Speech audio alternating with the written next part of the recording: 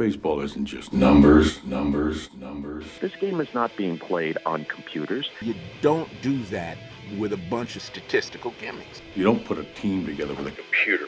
We're talking weighted runs created plus, expected WOBA, his sweet spot rate, defensive runs above average, average exit velocity, barrel rate, xFIP, BABIP, SIERA. We are above replacement radio.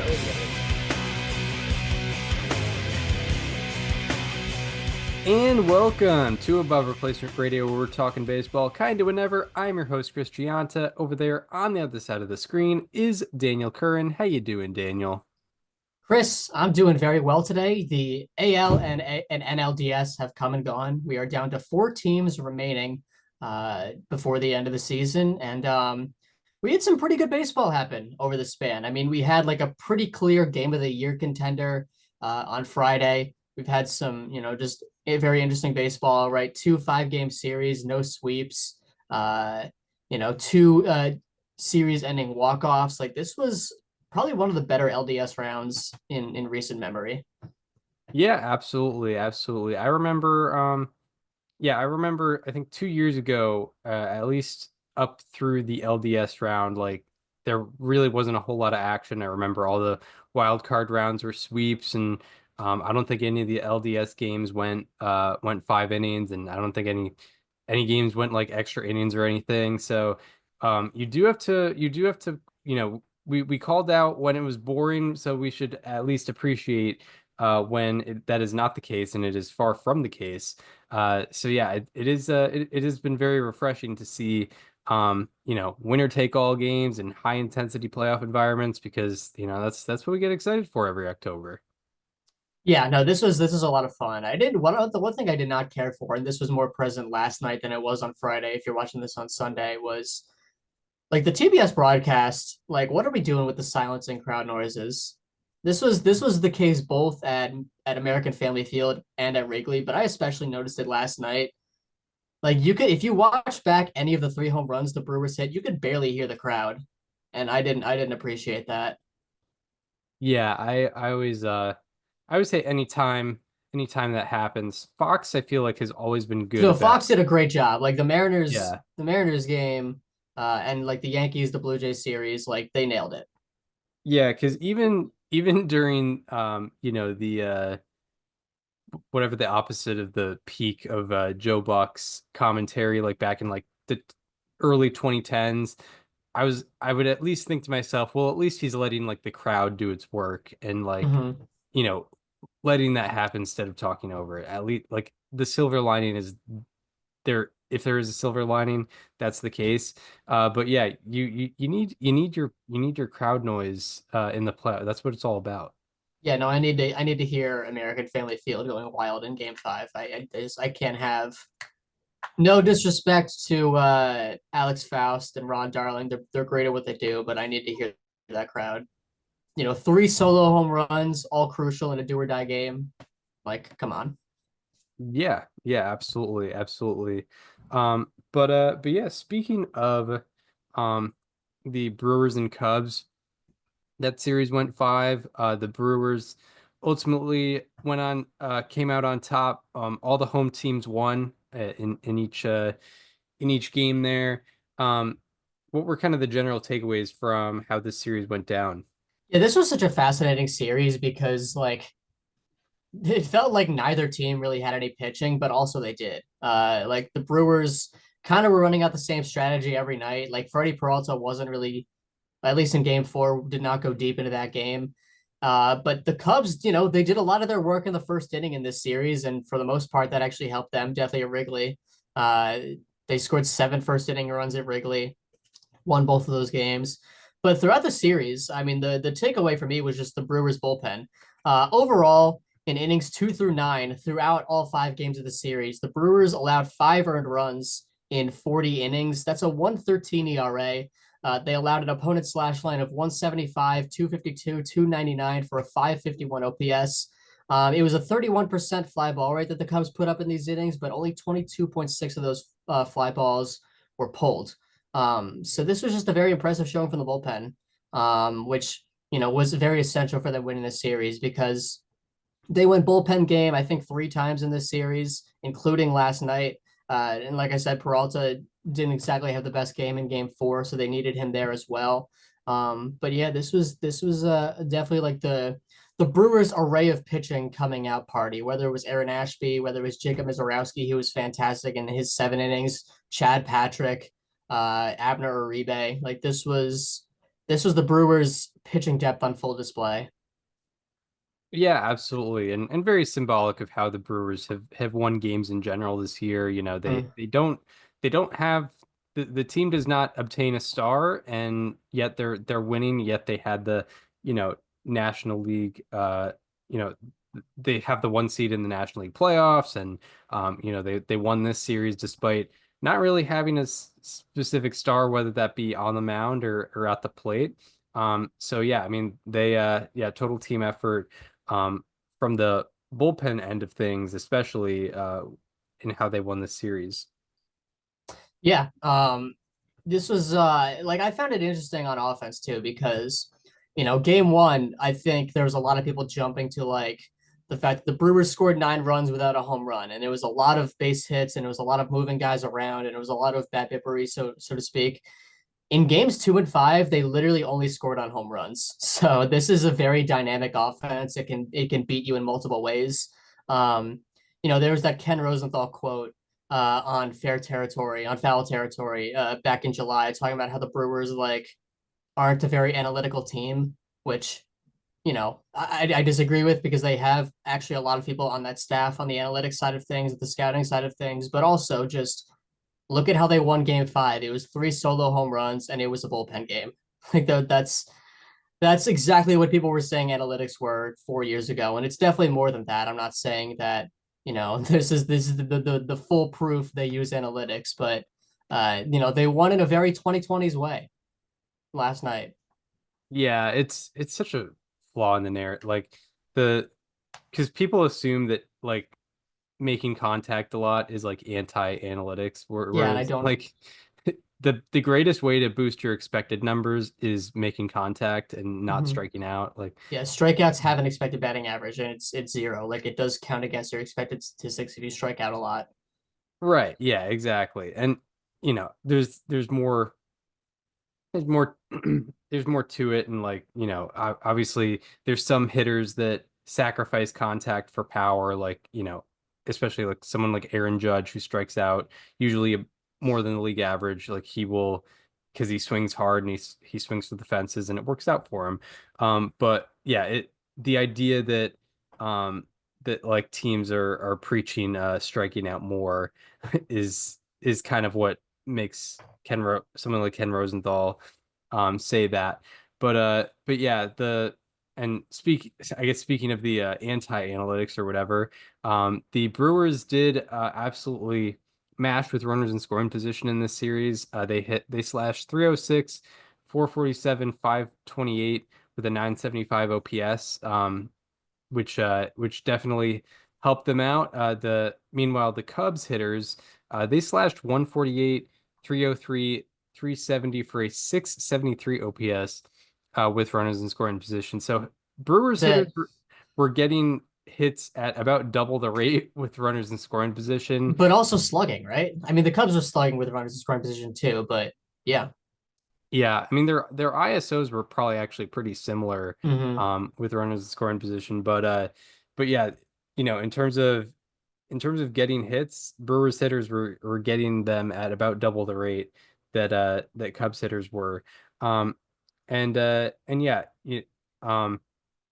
that's a huge difference because yeah, you know, like as much as like left on base rate and runners in scoring position numbers aren't really sticky numbers in the regular season, that is kind of what wins games ultimately. And you know, in something, you know, in a 5 game series, that can make such a big difference.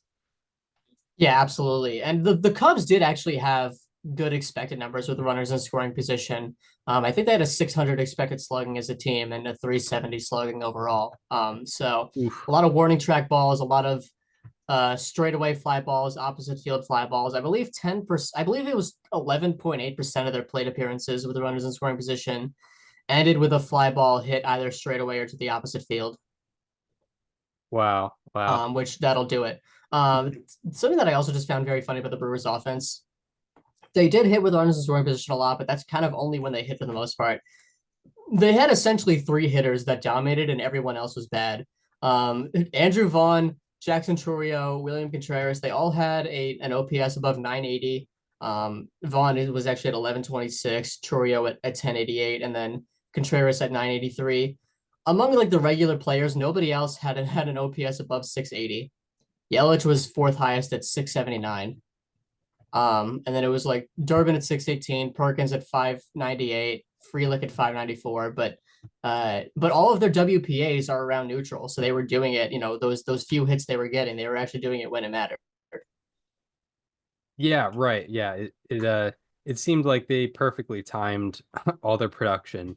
They were not they were Bryce, just to give you an idea, Bryce Terang, I mean, he obviously homered, in yesterday's game, and that was a big homer because it was an insurance run. But like, he slashed 150, 190, 350 for a 540 OPS. He literally went 3 for 20.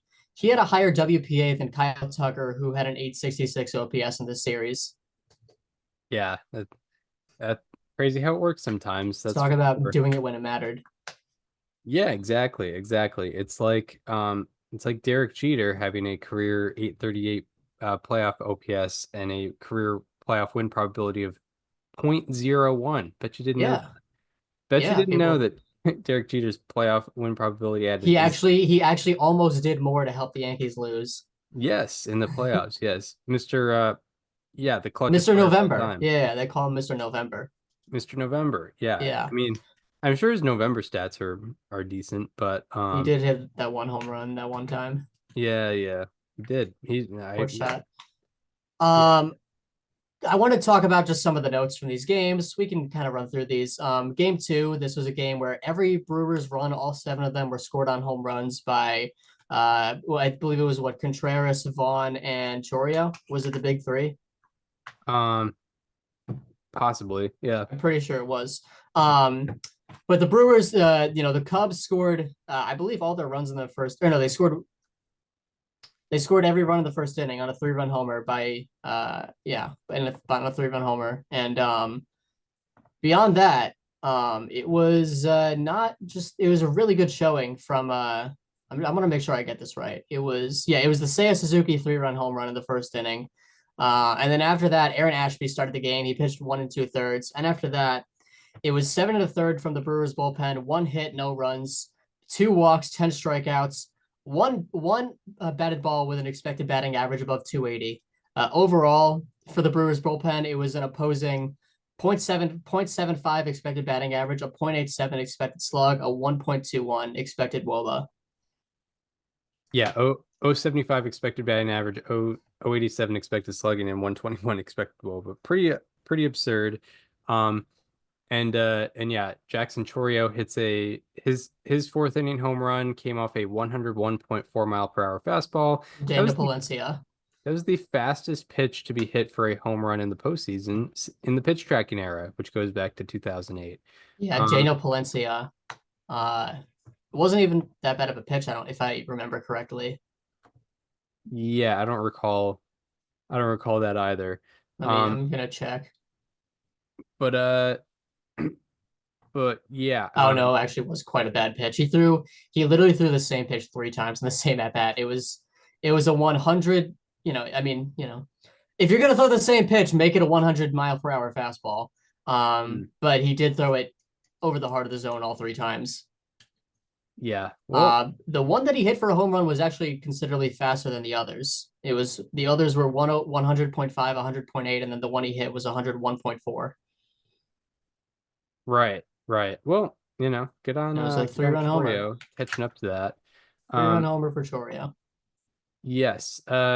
So moving on to game three, the Cubs win 4-3. All 4 runs were scored in the first inning. Quinn Priester was not necessarily efficient with his pitches. He had a 15.4% called strike and whiff rate, which was the lowest in any game since 2023, majors or minor, in the majors or minors.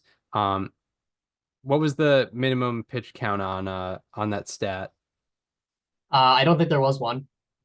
Oh, so Yeah. in any game, Yep. 15 That, points. well, the one caveat is, I guess it doesn't. Well, actually, no, there really isn't a caveat. It's only pitched in AAA. So yeah, every game he's pitching since 2023. Oh, lowest in any game that he's had. Okay, yeah, all right. Yes. Um, Yeah, but yeah, yeah. Sorry. so yeah, and 44% of pitches were in the chase or waste zones, which was the fourth highest of his career. And that includes, yeah, that's Major League career. Sorry. Yeah, and yeah, the Cubs bullpen had a nice performance, 5 innings, 2 hits, 1 run, 2 walks, 6 strikeouts, and 1 home run allowed. Anything you had on game three? No, game three was, I mean, the Cubs scored all their runs in the first inning. The bullpen did enough work.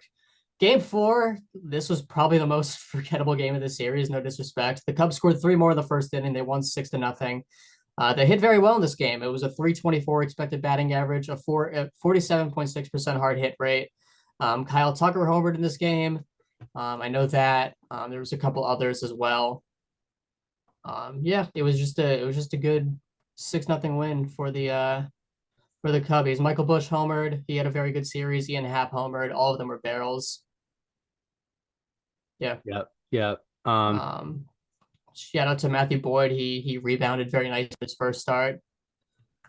Yeah, absolutely. In a very necessary way. I mean, I guess the one nice thing about getting pulled very early in game one is you can come right back for game four. And yeah, game five kind of self-explanatory. All 4 runs scored were On home homers, on runs. solo homers. Yes, solo home runs. And and yeah, the Cub Cubs did not hit very well with runners on. They went 0 for 8 with 3 strikeouts and a 212 expected batting average. And Brewers hitters had 15 hard hit balls. And that's the second most in franchise history in the postseason since 2015. 15 hard hit balls.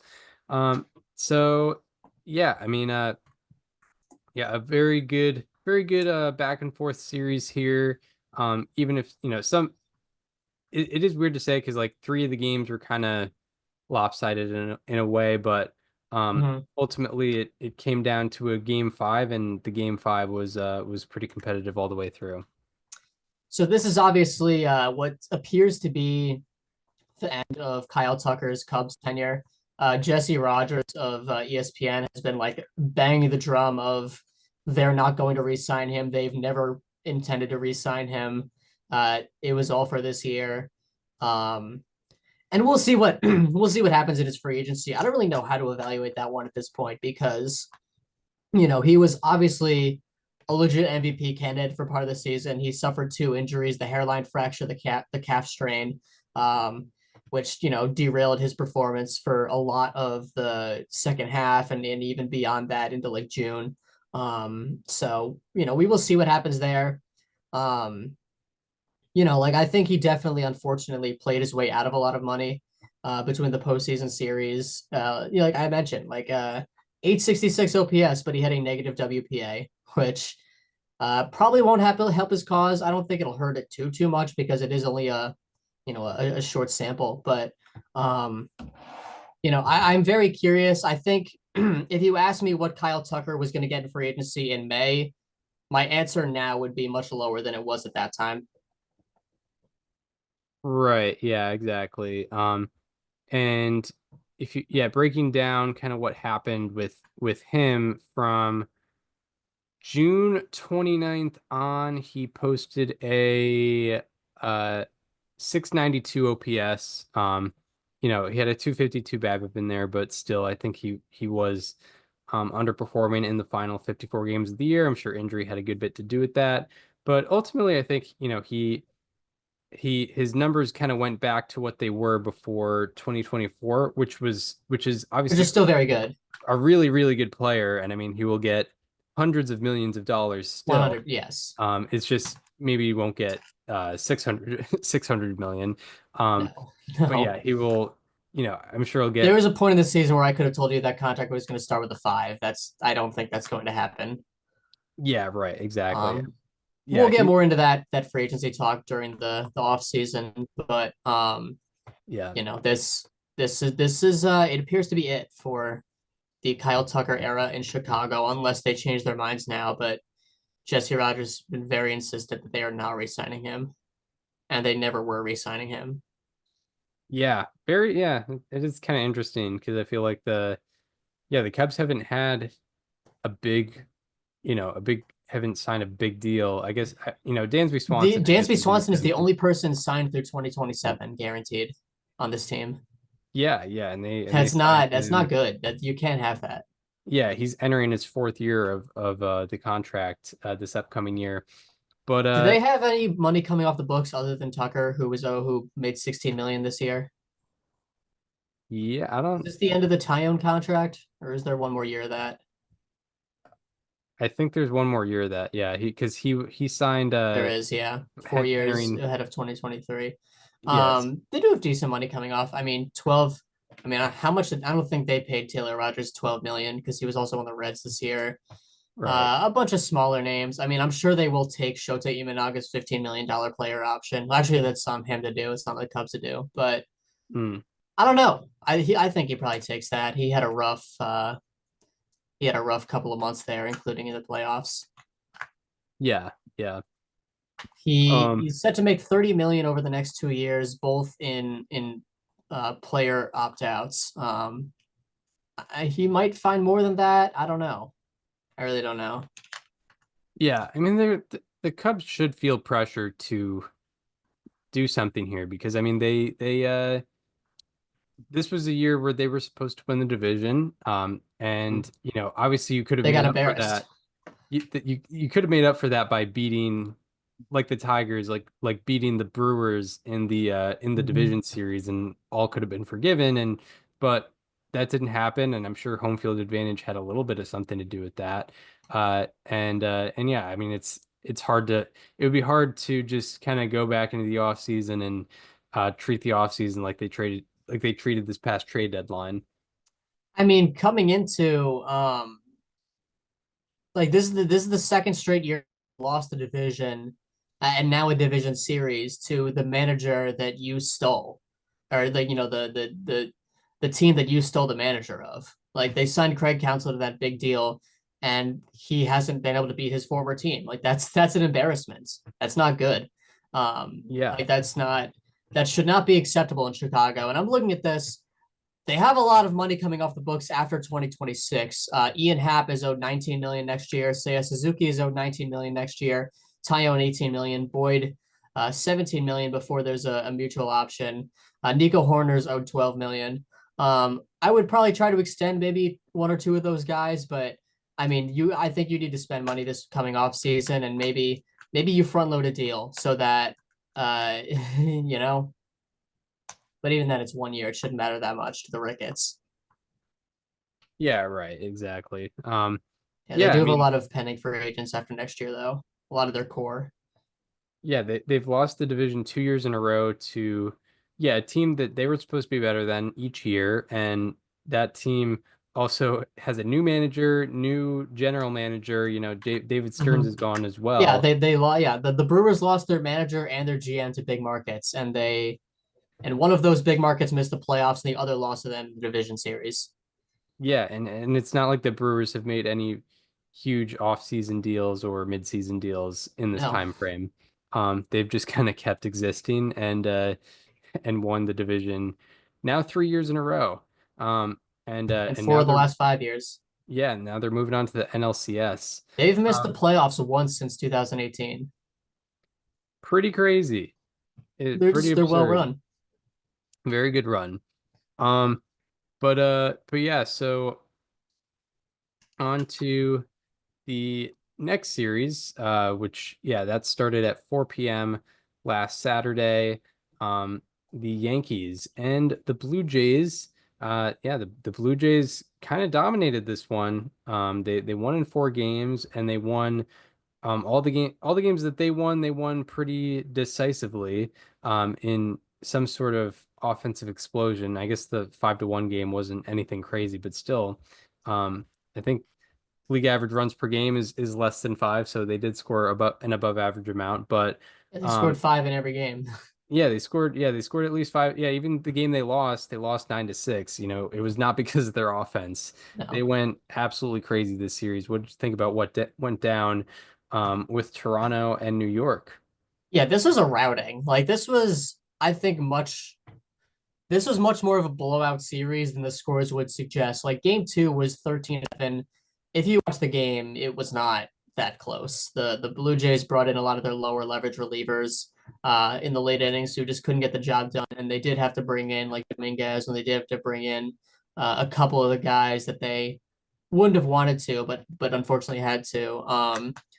The Blue Jays had a couple stars really show out in this game too, particularly Trey Savage and Dalton Varsho. I do want to kind of lead with because they were both such impressive players in this game. Yeah, Savage only pitched 5 1/3, but that's because he had gone twice to the order and they were up like 11-0 when he came out of the game. So they pulled him for that reason, but no hits allowed, obviously no runs, 1 walk, 11 strikeouts, only 2 base runners, a walk to Aaron Judge and an error, a 58% whiff rate. That is, yeah, a 58% whiff rate. And that's the highest, I believe, in any playoff game since 2008. He became the first pitcher in postseason history with no hits allowed, 9+ strikeouts, and 1 or fewer walks in a game. Yeah, so he had an incredible game. And then Varsho, 4 for 5 with 2 doubles and 2 home runs. He joins Hideki Matsui as the only players with 2 doubles and 2 homers in a postseason game. And then also, a little unfun fact. This is a bit unfair because Will Warren was kind of just out there to wear it, and he did. He was the first reliever to allow 4 homers in a postseason game, the 19th reliever to ever record 4 home runs and 4 strikeouts in a game, regular or postseason. Wow. Wow. And this game, I think, was just kind of very indicative of the series. The Blue Jays as a whole slashed 338, 373, 601 for a 974 OPS combined in the 4 games. That's a 168 team-wide weighted runs created plus. It was a 14.9% strikeout rate, a 30% line drive rate, a 26.8% fly ball rate, with 44% of fly balls being pulled team wide. That'll do it. And then also, yeah, overall an 11.8% pulled fly ball rate. Yeah, yeah, absolutely. Exactly. I mean, that's kind of the perfect recipe for offense in any sample in any part of the year. Yeah, right, exactly. And yeah, going back to you, Savage, there had been 1,271 playoff appearances with 50 plus pitches thrown since 2008, entering yesterday, and his start had the highest whiff rate. Yeah. Of And I all believe also the second highest called strike and whiff rate at 44.9% as well. out of 1,271 He playoff was number one. appearances. Yeah. Yeah, yeah, That yeah. was pretty crazy. Um, yeah, This was just I don't know. This is like the one series where I can like really just be like, yeah, the Blue Jays were the better team and they played like it. And I guess you could say that for the Brewers as well, but even then that was a 5 game series where, they were trading blows back and forth. yeah, totally, totally. And yeah, with this kind of the how it went down, like I thought the Yankees would win this series in 4, and obviously that was wrong. The Blue Jays won in 4. But yeah, if you told me that the Blue Jays would win this series in 4 games, I think I would have seen it play out like this. I think I would have seen, some sort of offensive explosion. Offense kind of was their strength throughout the year, and almost in a similar way to the Brewers, not necessarily having a um kind of one player carrying everybody. It was kind of a whole group effort, where maybe and maybe not everyone was significantly above average at the plate, but the worst hitter was like an average hitter, which is has its own merit. And Mhm. Vladimir Guerrero Jr. obviously leading the way, but not necessarily being what he was last year or what he was in 2021. But yeah, like that this is kind of how exactly how it went down. And in this series there definitely were, I mean, absolute stars throughout the series. Like, Vlad Guerrero Jr. had a 1609 OPS in this Yeah. series. It was ridiculous. Ernie Clement with a 1554 OPS. That's not something that I think anyone had it in the cards. And then Dalton Varsho had a 1471 OPS. But yeah, if you told me that the Blue Jays were going to win this series in 4 games, I think this is how I would think it would play out. Not necessarily, winning a bunch of tight, 2-1 games. I think it would have gone like this. This was a statement win for sure. Like I think a lot of people maybe that didn't follow the Blue Jays or didn't or follow their own teams throughout the year may have looked at the standings and been like, how did the Blue Jays end up with the number 1 seed? And this is why. Like this is like literally the reason they beat the Yankees is exactly the reason that they were good enough to be a 94 win team, the best in the AL. It was their offense. The pitching was shaky at times. The bullpen was certainly very shaky at times, but Kevin Gausman went out and did his job in game 1. Trey Savage went out and was very impressive in game 2. I can't believe the bullpen game went as well as it did. That's the one thing that was like truly shocking to me because the Yankees had touched up pretty much every Blue Jays reliever in games 2 and 3. And they went out, used 8 pitchers and allowed 1 run in the decisive game 4. Yeah, right. That's probably the most surprising thing of the series, honestly. If there's any silver lining for the Yankees, and there really isn't any, because this is another year of not of getting to the playoffs and not delivering. But Aaron Judge did at least, shake the demons. He, any like genuinely, you can't talk about Judge's postseason performances anymore. He hit 600 in the series with a 1618 OPS, a 340 weighted runs created plus, a 15.8% strikeout rate, a 50% line drive rate. Those 50% of line drives had a 103.5 mile per hour average exit velocity, and then a 25% barrel rate, which is right around his regular season mark.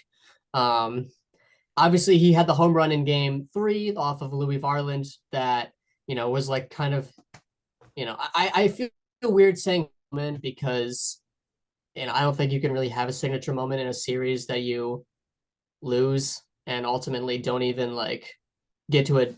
You don't even get to the other team facing elimination. But I mean, he had, his most iconic postseason moment with that game tying 3-run homer. It came off of a 99.7 mile per hour Louis Varland fastball that was in on his hands. It was the fastest outside of the zone pitch to be hit for a home run in the postseason since 2008. So look at that. In this sequence of games, we got the fastest pitch in zone to be hit for a homer and the fastest pitch out of zone. Yeah, yeah. Pretty cool. Yeah, I think it's just because the radar guns were worse back in Yeah. like 2009. I think that, yeah, because I think Bob Feller gave up a home run that was 103, right? Yeah, right, In right. the 1954 World Series. Back in 24, the big train, Walter Johnson, Yeah, he yep. allowed on his 107 mile per hour fastball. I think that was hit out of the yard by some Giants player. Yeah, I New think that York was New it. York Giants player, not Yeah. a football team. But but yeah, no, and by the way, like going with the Judge numbers, obviously the 600 batting average and 18 OPS. He also did have the biggest moment for the Yankees Yes. in the entire series. And if it ended up being a comeback, it would be the biggest moment of the whole playoffs for them. Um, but uh, but yeah, e like even looking at the numbers, like 16, 18 OPS, it didn't come in completely in garbage time. He did also happen to have the biggest moment of I mean, it's of hard to hit the 600 series a for them. series, and it's hard to hit 600 in a series and also only hit in garbage time. True, yeah. He was hitting in garbage time and also in the And also in meaningful time. in meaningful times for sure. But yeah, like he definitely like boosted his win probability added for the playoffs. And um honestly, like as someone, you know, I think I always root against the Yankees, but like I had a bit of a soft spot for like Judge and his playoff struggles because obviously there's such a microscope on him in terms of how he does in the playoffs. So I think this was kind of a good scenario for me to see him excel in the playoffs, but the Yankees still losing 4 games in a pretty dominant fashion. Yeah, it was I mean, this is yeah, like I said, this was the year where Judge, was Judge of the postseason, even beyond that. I mean, like he was a playoff riser. He had a 340 weighted runs created plus in this series. That's 140 points higher than his regular season numbers. Unfortunately, the rest of the Yankees slash 207, 277, 339 for a 616 OPS, a 70 weighted runs created plus, and a strikeout rate near 25%. So that's yeah, I mean he just couldn't, like, I don't even know how, like, because you see people, and I mean, I'm not gonna take what I see online seriously, obviously, but genuinely, what are you even supposed to do if you're Cashman there? We built a team and they just didn't come through. Like, this was, I think, one of the more balanced Yankee teams that we've seen in recent memory, where it wasn't like in the regular season, it wasn't just a Judge. Like, you had a guy that wasn't Aaron Judge put up a 5-win season in Cody Bellinger. You had Jazz Chisholm have a 30-30 season. Like Stanton came back from the IL and was himself again. Like I don't know. Like I don't really know what there is to be done in this offseason. I keep hearing people, and even I think like Ken Rosenthal said this during the game, was like, I don't know, it seems like I've been just crapping on Ken all show. But I promise I think he's good at what he does. But, he was saying like Judge is going to be 34, and how many more chances do we have with Judge? That's a fair question to ask, but also like I'm not ready to start asking that question until we see Judge decline. And he has given us genuinely no reason to believe that that's coming at any point soon. Yeah, I saw that, and I, out of curiosity, like went to the Savant page to see if there's anything to None. show that None. He's still, as long as he's putting up 25% barrel rates. yeah, and even under the surface, his bat speed was higher in 2025 than it was in 2023, and Right. it was only 0.1 miles per hour slower than it was in 2024. Uh yeah, it's and with a sore elbow, by the way, for the last 2 months of that year, he was still putting up a Right. And I bat and I speed in and I've the been the 97th person percentile. And I've been that person too. Like before the season, I literally said, like, what if Aaron Judge only puts up a 930 OPS? And it's like, well, he didn't. He put up an 1100 again. And Yeah, until he gives us a reason to believe it, I'm not gonna. I mean, I know that he did have a very different route of going about it this year. He did it on a lot of BABIP, on a lot of line drives, on, I say, less home runs. He hit over 50. Like, yes. there's no reason. I'm not gonna throw out that hypothetical until we start seeing it. And as of right now, we have not seen it. Because yeah, like traditionally, a position player at 34 is supposed to be worse than they are when they're 33, and them at 35 is supposed to be worse than they are at 34. But there are exceptions to the rule, and Aaron Judge is thriving in his 30s. And yeah, it kind of reminds me of like being a Patriots fan back in 2014. I think Tom Brady was 37, and people were kind of there was a small faction of the fan base that was kind of rushing for Jimmy Garoppolo to get in, because it was like, oh, Brady's 37, like he's probably done soon, even though he was showing no evidence of him declining. And then he ended up, winning 3 more Super Bowls after that, or 4 more Super Bowls after that, excuse me. And it's kind of the same with Judge. Like I have to see the actual decline to proclaim it. But yeah, going back to the point of the Yankees offense having a 70 weighted runs created plus outside of Aaron Judge in this series. Have you ever considered, Daniel, that in the playoffs, the players can't underperform? It's all on the GM and Yeah, no, you're manager. right. It's all on the GM and It's manager. yeah. I mean, it was weird that Brian Cashman actually went to Anthony Volpe and told him to have a 70% strikeout rate in this series. Yeah, right. And I Right. didn't really understand why Aaron Boone went to Max Fried and said you need to give up 7 runs in this game, Yeah, yeah. and then told It's Don you're not allowed to make it out of the third inning. exactly, yeah. It's these decisions that have led the Yankees to the lack of postseason success that they've had. Yeah, I It's mean, I that. get it. People want change, and the Yankees haven't changed their management in a while, but like I really don't know who you would expect to go in there and do better. I truly don't. Yeah, right. Exactly. Exactly. And yeah, it kind of goes back to the point, like with the Dodgers from like, 2014 to 2023, or 2013 to 2023 outside of the 2020 season, like there was some organizational bad luck. Like they built a great team, they had a great roster, had a great regular season, and for whatever reason, those players that succeeded in the regular season were not succeeding in the postseason. That's not anything you can put on management or upper management at all. Like it's just bad luck on the organization and underperformance by the players, unfortunately. Underperformance at the wrong time is what it is. And that's kind of what happened with the Yankees outside of Judge in this series for them. But yeah, shout out to the Blue Jays. They absolutely dominated them. Mhm. Anything more in this series? No, I think that's kind of it. We can move on to Phillies Dodgers and tough one. Yeah, right. Very interesting series. The Phillies actually outscored the Dodgers in the series. Yeah, I was gonna 15. say like the eye test was telling me this, and I looked into the numbers, and like it definitely confirmed it. Like the Dodgers did not look that overwhelming in this series, and they really weren't.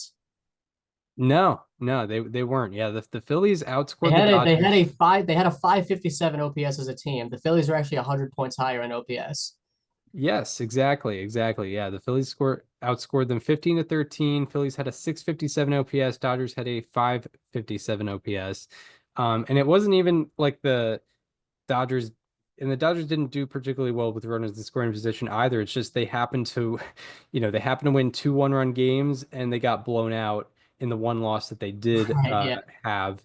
Um, and it's not to discredit them. Like you do have to win you do have to win close games, and that's exactly what they did. And they came up in the moments that they had to, like specifically that Teoscar Hernandez home run in game one was so huge um, when it happened, and they also like strung together big innings. It wasn't like they kind of scored sporadically throughout games. Like in game two, I think they had a 3-run inning that kind of boosted their um, boosted their ability to win in that. But yeah, they ultimately pull it out. Um, and looking at the series as a whole, before we go game by game, Tyler Glass now was pretty excellent. Um, or excuse me, I was looking at game four. Yeah. Glassnet was excellent, but I will get to that when we get to game four.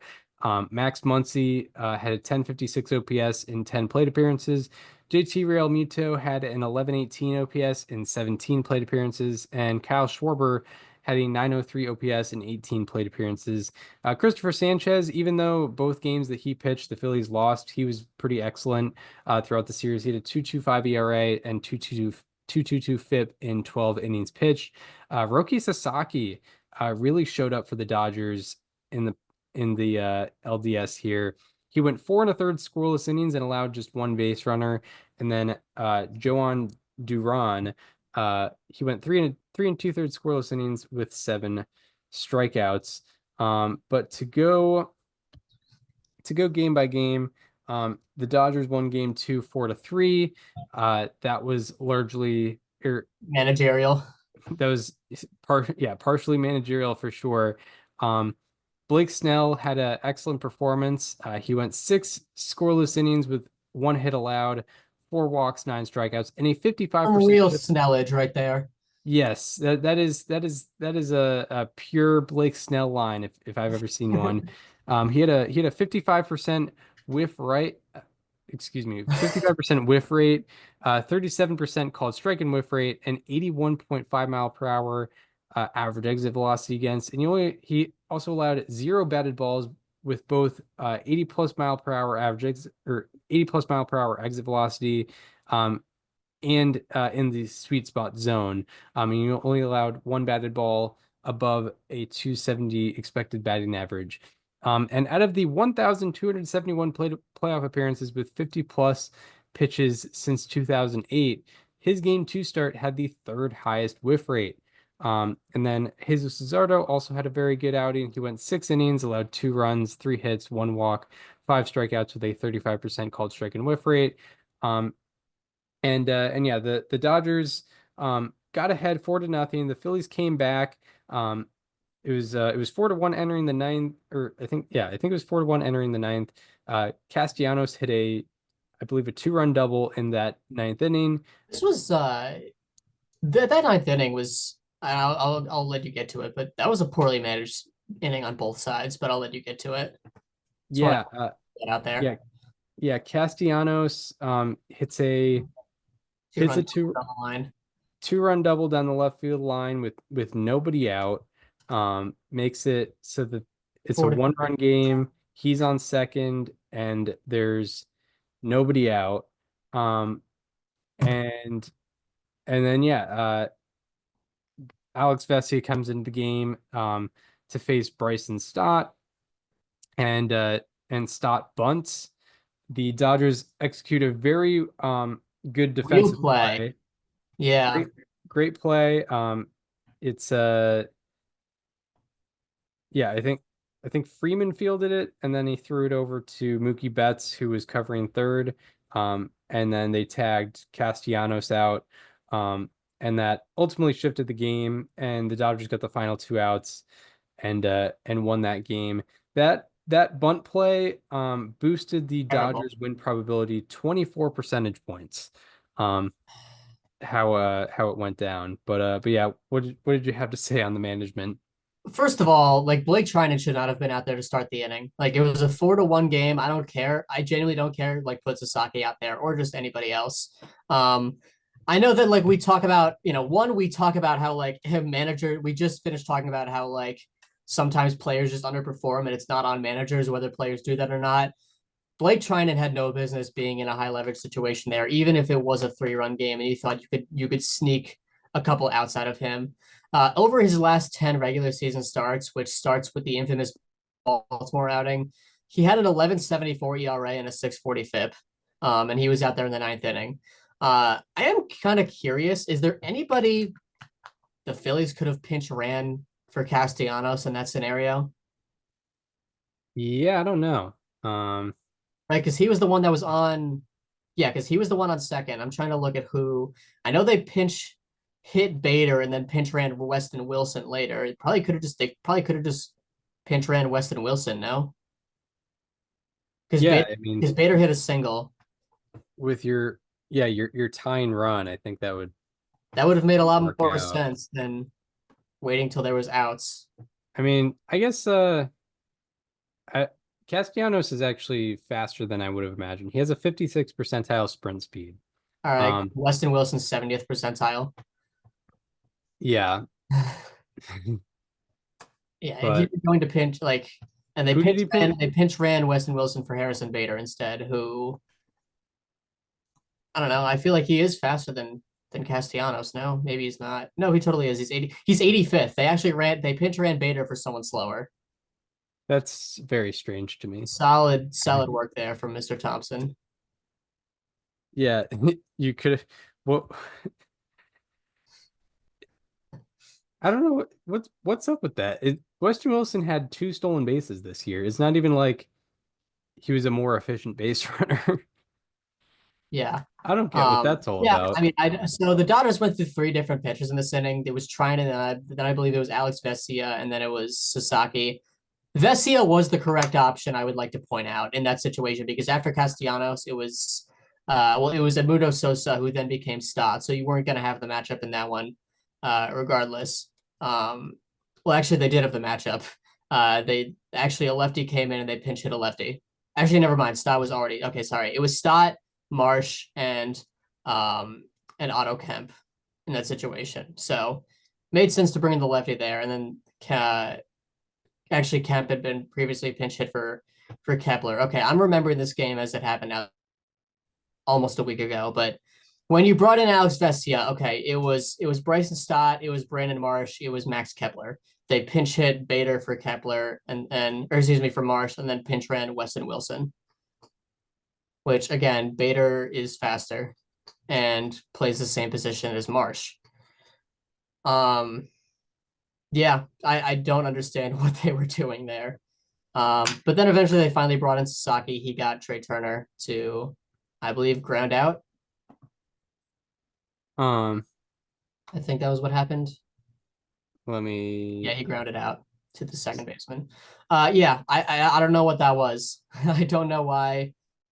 First of all, you shouldn't have bunted. That goes without saying. Um, Second of all, if you were, you should not have you should have pinch ran for Castellanos with either with Bader or with Wilson. Either would have worked. I think pinch running Wilson and pinch hitting Bader would have been fine. And if you did, uh, Bader, even if you didn't bunt, let's just say that Stott struck out. Bader hit a single that could have scored Weston Wilson as the tying run. Yeah, I mean, I know that it feels like we're playing hindsight here. It was stupid in the moment to bunt in that situation with Castellanos running. right. And going back to And it the was stupid to have had Blake Trinan out there to begin with. going back to the pinch running situation, like I always try to give some sort of justification on the manager's end of why they would make a decision, even if I disagree with it. And there's nothing popping up for me on on the pinch running thing. The only thing I can think of is that you wanted to keep Castellanos in the game, even if it was, if it ended up tied. Yeah, but That's the only even one. But if you were going to pinch run, I don't think it's like the end of the world that you lost Nick Castellanos, who uh, did not perform well in this series as a whole, and also was not very good in the regular season either, and is also a liability on defense. yeah, and even just pinch You running could even you could even justify like pinch running for Castellanos just for the purpose of a late defensive replacement. right. I know that Weston Wilson wasn't good defensively either, but like we're talking about Nick Castellanos here. And then even pinch running for Bader, like what's that about? Yeah, that too. And obviously Bader is a great defender, so you would Yeah, want but to you're keep him in the taking him out of game. the game. Yeah, right. For a guy that's slower. Yeah, it was Weird. dumb. Very weird. Game three, there's not a lot to talk about there because the Phillies kind of just dominated that one. They won 8-2. Aaron Nola started the game to everyone's surprise, Well, Ranger Suarez. but yeah, ultimately he did not pitch the most innings for the Phillies. He went two scoreless innings, allowed one base runner, and he struck out three. And then Ranger Suarez came in. He went 5 innings, allowed one run, 5 hits, one walk, and 4 strikeouts. Kyle Schwarber goes deep twice. And Trey Turner, Kyle Schwarber, Bryce Harper, Alec Boehm, and JT Realmuto all had multi-hit games. And the Dodgers went 1 for 7 with runners in scoring position. Yeah. Any thoughts on what happened in Game 3? I didn't appreciate how the Dodgers. I mean, I kind of unfortunately get it, but I didn't appreciate how the Dodgers gave Clayton Kershaw the like quad A reliever that's about to be DFA'd role, where it's just go out there and eat it. He pitched 2 innings, gave up 5 runs, 4 earned, walked 3, didn't strike anybody out, and gave up 2 homers. Um, and unfortunately, that might be the last we ever see of playoff Kershaw because I don't even know if he makes the roster for the NLCS. Honestly, Right, right. Yeah, it does suck that Roberts had to let Kershaw make his playoff numbers worse. Um, which I is mean Kershaw also could have just been better. Like there is that, yeah, exactly. but Yeah, I forgot. but yeah, they But they gave him the just he could give have us actually 2 innings, performed please. better. Yamamoto wasn't particularly great in this game. 4 innings, 3 runs. A massive home run to Kyle Schwarber that went 450, almost left Dodger Stadium entirely. Yeah. He went to like Mitch Moreland territory. 117 off the bat, 29-degree launch angle, 455. Yeah, Yeah, he nuked that ball. Schwarber is very fun to watch at the plate. It does Just suck that we're not getting any more of him in this postseason. yeah, but just knowing how no matter what team he signs with, they'll probably like make the playoffs every year. And he just finds himself into the playoffs. Yeah, it's like a It's mandate. yeah, it's like even what did he I think he like tore his Last time he ACL. missed, the last time he missed was 2019 with the Cubs. Yeah. I was having a when I was watching the playoffs, I had a random thing of like, man, like the Kyle Schwarber Nationals era is so forgotten. It's Mm. more forgot even though he spent less time with the Red Sox. Um The Nationals era. like yeah, even though he spent less time with the Red Sox, the Nationals era is so forgotten, but he dominated with the Nationals too. He was great. Yeah. Yeah, and I want to see I want to see in public a Kyle Schwarber Nationals jersey at some point. That's my I'm next sure it's dream. out there. I'm sure it's out there. That's just a great pull. And if not, maybe I'll just get it myself. I'll get myself a Schwarber Nats jersey. That'll be I my mean, like you're not that far from DC. I think that's a mission for you next year. yeah. Oh, totally. Totally. Scout one out. I'm sure if you look, they are there and you can find them. Yeah. I'll just have to I'll have to go like Nats Park and check one out. Um but yeah, anything more on game 3? No, I think that's all I had on that one. And then game four was, man, was that one awesome up until it wasn't. Yeah. Um, back and forth game. The Dodgers ultimately win 2-1 in 11 innings. Tyler Glass now with a great performance. He goes 6 scoreless, allows 2 hits, 3 walks, 8 strikeouts. He has a 42% whiff rate and 40% called strike and whiff rate. Christopher Sanchez with another solid performance. He goes 6 1/3, allows 1 run, 1 walk, and he strikes out 5. Roki Sasaki went 3 perfect innings. He struck out 2 and he allowed 1 batted ball between 0 and 40 degrees. And the Phillies, ultimately, unfortunately, only went 1 for 7 with runners in scoring position. The Dodgers did not have a hit with runners in scoring position, but that did not ultimately matter because They didn't they need a hit. they scored on a They needed non-hit. a tapper back to the mound. Yes. Yeah. What were your thoughts on game 4? Yeah. I mean, the pitcher's duel aspect of it was incredibly fun. Sanchez and Glasnow were both awesome in this game. Emmett Sheehan and Sasaki were both fantastic. Duran was great in this game. And then, unfortunately, Lizardo, everyone, Lizardo is the one that set up Kerkering in that spot. He only faced 2 batters. He walked a guy, and then obviously, what happened to end the game with Andy Pajes. Oh yeah. Yeah, absolutely. That Um, was uh, that was tough. Um, I mean, the Phillies scored 1 run in 11 innings in an elimination game. Like, you can blame the error at the end of the game all you want. Ultimately, I think you have to expect better of that from your offense. yeah, Hits, absolutely. Yeah, double, the and then I think all singles from Real Muto, Bohm, and Castellanos.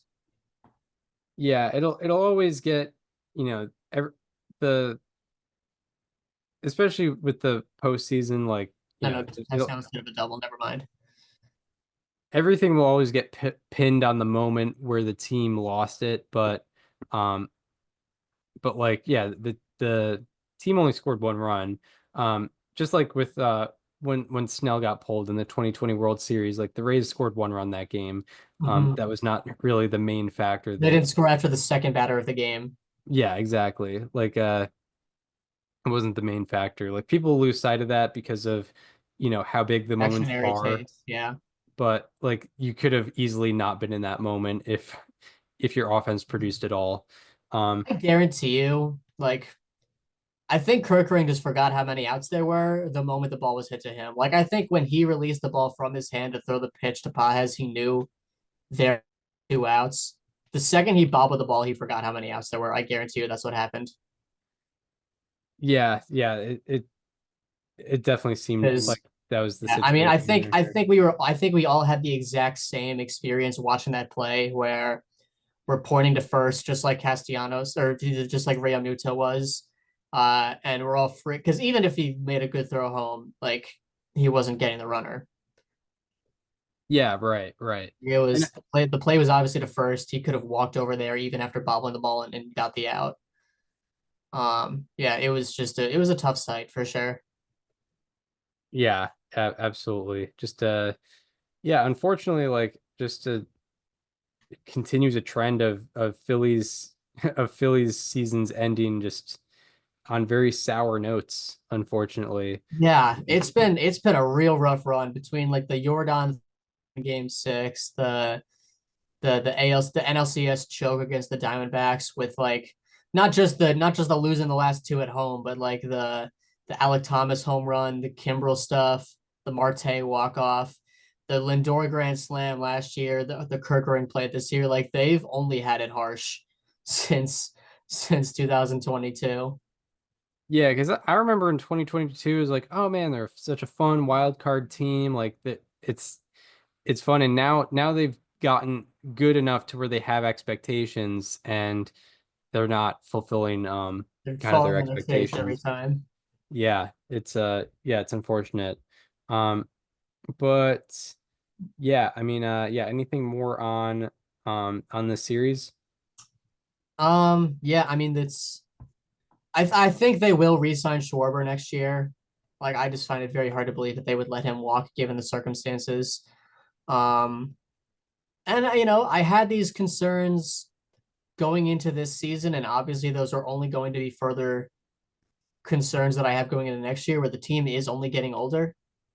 Um, Real Mutes is a free agent. We'll see what happens with him. Schwarber obviously is a free agent. Those are really the only important ones I would say. Ranger Suarez is a free agent. I forgot about him, but like, Turner is going to be 33 and Harper is going to be 33 and Nola and see what happens. But I mean, like, this team is obviously not going to get any younger. Thing they have to lean on is like, as of right now, there's no reason to believe that any of the four teams in the division are in a position to leapfrog them next year. But like, Yeah, right. it does feel like time is kind of ticking on this window with this core. Yeah, exactly. And they don't have a bad farm system, but they don't have a good farm system either. They have a couple Um, guys. so there's not like it's not like there's anyone saving them. But yeah, like it's something that I think we talked about even before the season started was, yeah, I mean a lot of that lineup, a lot of the key members of their lineup are guys, either entering their mid 30s or in their mid 30s, which like yeah, for this year I think that they ended up being fine, but it's only gonna get it's probably only gonna get worse, unfortunately. There's it's not like you're going to expect, four guys entering their age 33 through 35 seasons to improve from last year. It's just not statistically how it goes typically. Um, but yeah, that is a concerning aspect. I mean, yeah, they've gone to the playoffs for 4 years in a row, but and it's been largely because of um the the the core that they've built, even if they've built it through free agency, but unfortunately, yeah, that core just kind of keeps getting older. But yeah, anything more before we get into Mariners Tigers? Yeah, let's talk about the heavyweight match, right? Yeah, This was the series that everyone's really talking about. Um, Obviously it's a tremendous win for the Mariners. They win in 5 games in a 15 inning thriller. Um, One of the best winner take all games that I've ever seen. I don't know, like what, like it's definitely not the best ever, like 2001, 1960, obviously, but like in terms of ones that I've seen, like I don't know how many. It's probably 2016 game 7, and that's the last one. yeah, that That was my that first whole time. thought. Yeah, Yeah. you could make an argument for the 2019 World Series, Yeah. but I I would put think this game above it. yeah, I think like maybe it was better.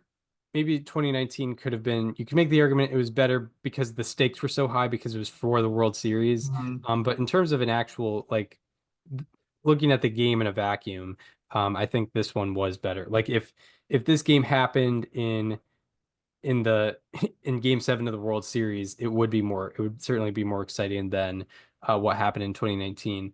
Um, but uh, but yeah, I mean crazy game, 15 innings. But um, like There were 4 games that happened before that one. there were four games that happened before that one. We talked about Um, game one in the last episode. And we kind of spirits were pretty low because I mean naturally they're going to be low when um you lose the first game at home and then you got to face Tarek Skubal the next day. But Mariners pull it out. They they won both of the Scooball games, Unbelievable. And they went 1-2 in the non-Scooball games. and it's not because Scooball performed poorly. I No, mean, I he mean, was yeah, they he got him was just enough in both games because they obviously needed to score one against him to get it to extras. They scored two to win 3-2. Yeah, right. So yeah, game two, the Mariners win that one 3-2. Tarek Skubal goes 7 innings, allows 2 runs, 5 hits, 1 walk, 9 strikeouts, has a 30% whiff rate and 84.4 mph average exit velocity against. Luis Castillo goes 4 2/3, allows no runs, 1 hit, 4 walks, 3 strikeouts. The note on And Castillo, by the way, I wanted to note something on Castillo. He battled so much in this outing, and like I know that you might look at that and be like, damn, that's not that great. He pitched 51. He had 51 pitches in the first 2 innings and then 34 pitches in the last 2 2/3. mm, Like mm. it took a miracle for him to even get to 4 2/3. Right. Yeah, exactly. And Jorge Polanco hits the 2 home runs against Tarek Skubal. It was the first multi-homer game in the playoffs by a Mariners player since 1995. Is that Edgar in ALDS game 4? There were three Mariners players who had multi-homer games in 1995. So I didn't know which one was the, I know Edgar had one. but I think Griffey had a multi-homer game In and New York, yeah. Jay Buhner did as well. That might have been an ALCS one. Yeah. But but yeah, so yeah, Mariners win that one. Ultimately, who was it? J-Rod had the game winning or the go ahead double. Yes, it was Cal and Julio who had back-to-back doubles in the eighth inning. Uh, Yeah. after the Tigers tied the game in the eighth. Yeah, both pitches to Polanco were in the same location. They were different pitches, but they were like on the edge of game day zone 5 up and in. Yep, yeah, One of them was a exactly. slider, one was a sinker, and he pulled them both. Yep, yep. Yeah, and kind of not where you want to put those types of you don't want pitches that are not four-seam fastballs essentially to be up in the zone. Yeah, And that's where he put, yeah, School might have made 2 mistakes all game. And and those he might have been made the it pay two for ones. both. Um, yeah, and yeah, moving on to game three. Mariners win that one pretty handily. They win 8-4. Logan Gilbert puts up a very good performance. He goes 6 innings, allows 1 run, 4 hits, no walks, 7 strikeouts. He has a 40% whiff rate. Jack Flaherty did not have a very good performance. He went 3 1/3, allowed 4 runs, 3 earned runs, 4 hits, 3 walks. He struck out 6. Kind of a typical Jack Flaherty performance if I've seen one. He went and 4 of the 8 batted balls he allowed had 690 plus expected batting averages, and 2 of the 8 batted balls he allowed were barrels. The Mariners as a whole in game three had a 94.3 mph average exit velocity and 16% barrel rate, along with 3 home runs, and they were also 4 for 9 with runners in scoring position. Any particular thoughts on what happened in game three? Yeah, this was like kind of the one comfortable game that the Mariners played. It did get a little weird there at the end, in the ninth inning, but I don't know, like that. I never felt like the Tigers were going to make that comeback. But yeah, it was what 3 home runs in the game, one from Gino, one from Cal. Oh yeah, I did want to talk about the dump here guy. That was Hmm. insane. That like I couldn't go this episode without talking about that. Like you know, it's very cliche. I think about like Chris and I were both at the infamous Orioles comeback game against the Dodgers, from last month where Yamamoto had the no-hitter and the Orioles came back to win 4-3. And it's very cliche to say like that kind of comeback can only happen in baseball because there's no clock. It's just the only even if it's not likely, it's possible, more possible in baseball than something that would be equivalent to other sports. This moment literally cannot happen in any other sport where you have a guy wearing a t-shirt that says dump here number 61, as in Cal Raleigh, please hit your 61st home run to me. He does it, and then he takes off the shirt to reveal another shirt with a 62 on it, which is, again, you can't get that in any other sport where a piece of the game, you actually call for a piece of the game, a very specific piece of the game to come to you, and it happens. Um, and And it's also just, go ahead. it really felt like fate, and maybe to add an analytical twist to this, but it really does feel like fate when Cal Raleigh's hitting it sort of the opposite field to Well, hit a that's home run. the thing about Cal Raleigh is if you're going to do that with him, I don't know if this helps or it hurts, but you can get a seat anywhere, and it's possible, as long as you're, I guess, I'm sure being in the front row like he is definitely helps, but because it obviously bounced out of the bullpen and got to him. But like, if you were trying to do that with Isak Paredes, you know where you're sitting. Like you know exactly where to get your ticket. You get it in the first row of the Crawford boxes, and your odds are much, are not high at all, but they're definitely higher. You like Cal Raleigh, there's no real specific place. I guess, there was a righty on the hill, so I guess going to sitting in right field is where you're most likely, but it's definitely not, assured that if he homers, it's going there. Yeah, exactly. Yeah, 70 or 46 of the 60 home runs he hit during the regular season were pulled. So the fact that he went But he's a opposite switch hitter. field. Like, what if they bring in a lefty reliever? Yeah, right. Exactly. Exactly. But yeah, the fact that there was a righty up there and the guy was in left center and Cal Raleigh hit that home run. Um, that's I think that's fate as we have it. And yeah, it was great to see him. I think he went to game 4 and 5. I think he made the trip to The Seattle. Mariners flew him out to game 5. Yeah. Pretty And excellent. he was at game. I couldn't watch too much of game 4 because I was working. Yeah, right. It was in the You know. middle of the day. Yeah. Um, but yeah, did we want to move on to game 4? Yeah, this was a rout for the Tigers. Like the games in Seattle were absolutely intense. The games in Detroit, I mean, this one was close for a while. The Mariners were winning in the later innings, but yeah, it was what Riley Green homered uh to for the go ahead, and then it fell apart from there. Yeah, right. It was yeah, the Mariners were winning kind of comfortably up until the fifth Mhm. inning, I'm pretty sure. It And was it was it was looking like the three Mariners were to going to take it in Comerica. yeah, it was And three then to three nothing at one point in the fifth. And yeah, exactly. But the Mariners bullpen kind of crashed and burned. They went 4 innings, allowed 9 runs, 9 hits, 2 walks. They only struck out one batter in 4 innings pitch, and they allowed 3 home runs. One of them to Riley Green. I think Javier Baez might have had did, one. yeah. Um, and there was Uh another one hit. you did, Uh, yeah. And but then Torres hit one as well. Gleyber Torres, yeah. So That was later. Yeah, it was Gabe Spire, Eduard Bazardo, and Carlos Vargas. yeah, it was not a very good performance by the Mariners bullpen. Tigers went 4 for 8 with runners in scoring position, along with the home runs that they had. So yeah, it was kind of just domination on the Tigers end from the fifth inning on, and then the Mariners didn't answer back. It's hard to make up that sort of ground anyway. So I can't really blame the Mariners necessarily, but yeah, they um Tigers ended up dominating in the second half of the game, and that pushed them to a victory. But it all set up Yeah, a wonderful game 5. this was the game, truly.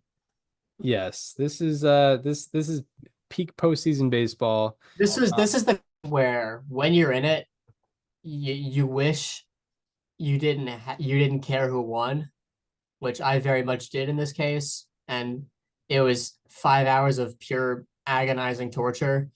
Um, but it's also the type of game where if you do care and the team that you want wins, like it's an all time like euphoric feeling. Absolutely, absolutely. And yeah, it was a pitcher's duel at first, with Tarek Skubal and George Kirby going against each other. Tarek Skubal went 6 innings, allowed 1 run, 2 hits, no walks, 13 strikeouts, 42% whiff rate. Shout out to Josh Naylor just getting a double and then stealing Yeah, third. on a check swing. Yeah, getting a double and then Josh Naylor stealing third. It's really Shout it's out one of the best. to Also shout out to Mitch Garver for that sac fly because uh Mitch Garver does hit lefties better than he hits righties, but ultimately like he does have a high strikeout rate and he's facing Scooble. But he lifted a ball to center field that scored Naylor. And I believe Scooble struck out the next 7 Mariners hitters after that. Um yeah, I know he had a streak at some point. It literally started after the sac fly. Yeah, it pretty absurd. But yeah, it does reiterate one of the best storylines in baseball this year, which was Josh Naylor's stolen bases. Yeah. Him him getting not only 30 this year, but 19 in 54 games with the Mariners without getting caught one single time. And then he not only steals a base to put himself in a position to score, but steals third. And then, that was the only way he was going to score that inning. The game literally doesn't go to extras without that. Yeah, with a sac fly. So, that's how you got to score against Tarek Skubal is either, you got to have Polanco hit a home run or you got to have Naylor with a check swing double and then eventually steal third with his second percentile sprint speed and then Garver drives him in. But shout out to Tarek Skubal. He became the first pitcher in postseason history with multiple 13 strikeout games in a single postseason. Very And cool. it only What took did him you three. think? What did you think about pulling him when they did? Um, like he was what at 99 pitches. He was a 99. I would have kept him in for the 7th. Like Yeah, as someone who was rooting for the Mariners, I got excited when I saw him high-fiving his teammates and shaking his manager's hand in the dugout after the 6th inning. yeah. It kind of But it also surprised. he may have just emptied the tank after 6. His fastest pitch was the last one he threw to Cal Raleigh, 100.9 miles an hour. Yeah, I wonder. Yeah, I kind of wonder what the. It's hard to have a guy start an inning on his 100th pitch, I guess. Um, I would have liked Scooble over Kyle Finnegan, even at 100 pitches in that situation. yeah, and it's not like he's saying no to pitching. It's not like he's not going to go out there. Yeah, there's not a lot of numbers on. Yeah, this.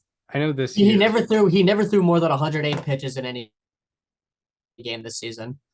Yeah, So he would have been approaching uncharted territory. I was about to say he had 3 plate appearances and on his 101st pitch or later in a game this year. Three plate appearances all year, and on a pitch that was his 101st or more in the series. How many foul balls did the Mariners hit against him? Because they did work his pitch count despite like when you think about it, he allowed I think it was 2 base runners all game. I think it was a single to Cal Raleigh, the double to Naylor, and I think those were actually literally the only base runners that he allowed. Like the fact that you could allow that few base runners and have 99 pitches through 6, is like that does matter because he had 18 pitches in each of the first 3 innings. I think he had 17 in the fourth. There was a lot of 3-2 counts and they kept swinging at changeups low and away on 3-2, but like they were working his count very well in that game. Yeah, I'm actually checking out the number because I'm checking it like right now as well. despite him having despite uh despite him having 13 strikeouts, his whiff rate and called striking whiff rate were not necessarily otherworldly. It was very good, but not necessarily otherworldly. There were 29 foul balls against How him. many how many were with 2 strikes? That's a good question. Um, there were 12 foul balls on 2 strikes, which if we want to do the math, or I don't know how many swings were against him in that game specifically. I would have to go back to the player breakdown on that. But yeah, so there were 62 swings against him, 29 and ended up being foul. I think that's an above average rate. Um, 30% of two-strike pitches against him were foul balls. okay, yeah. I don't know what the league average is. I'm gonna check that right now. And that's 30% of all pitches and not swings also. So Yeah, exactly. that Exactly. includes that includes takes. So realistically, more than half of the swings The were league average is foul balls. 23%. So yeah, that's when you have an elimination game that goes to extra innings, there's a lot of little things to look at. And I think the fact that the Mariners hit 12 batted balls with two strikes against Tarek Skubal, you essentially don't even notice it, but that plays a huge role because if you're looking at him with, I don't know, 87 pitches, 88 pitches in the, after the sixth inning, he's going out for the seventh, and that dramatically decreases your chances. Yeah, exactly. I mean, I know he pitched I think he threw a lot of pitches in game one of the wild card series. Yeah, he threw 107 pitches in that one, so they would have been willing to extend him into the hundreds had he not been starting the inning at pitch number 100 probably. Mhm. Um but yeah, yeah, it seemed like, he could have kept performing well, but exactly. It was kind of uncharted territory at that point. Mhm. Um George Kirby on the other side, he goes 5 innings, allows 1 run, 3 hits, no walks, 6 strikeouts, and he has a 35% called strike and whiff rate.